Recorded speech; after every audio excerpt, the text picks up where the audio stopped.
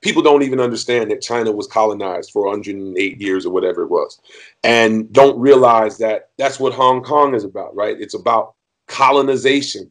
And you know, when Daryl Morey he was with the Houston Rockets or whatever, he made a comment Yes, about yes. Hong Kong earlier in the year, and I was like, "Yo, man, you're not gonna do this." And I got on the phone with a bunch of NBA guys. I was like, "Yo, don't let them pull you into this bullshit, because it's the Iraq War, weapons of mass destruction type propaganda." I can't even take serious people who mention Hong Kong, right? If you talk about Hong Kong, and if you talk about China and human rights violations, and maybe I've got to get better at this, but I've got to figure out a way to at least let people finish their sentence. Because once I hear that, I'm like, dude, I'm not going down this road with you, right? You know, you can't point me to any factual data that can support the claims that you're making, and they're just consistent. And again, I study history. I try to keep myself and involve myself around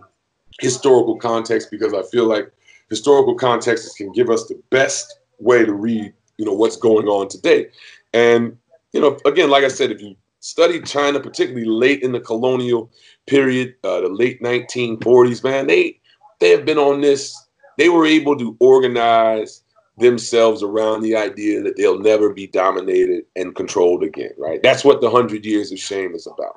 And the idea that this is sort of a political ideology that they teach their children about the period of time, the 108 years in China's history, the 100 or so years of history, that China worked to the benefit of other people.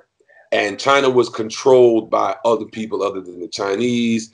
And that idea of someone else controlling China, losing its sovereignty, and then ultimately losing the connection with its past, with its illustrious thousands of years of history, is something, again, politically, that they've organized their society around. And we have to be able to understand what we're facing.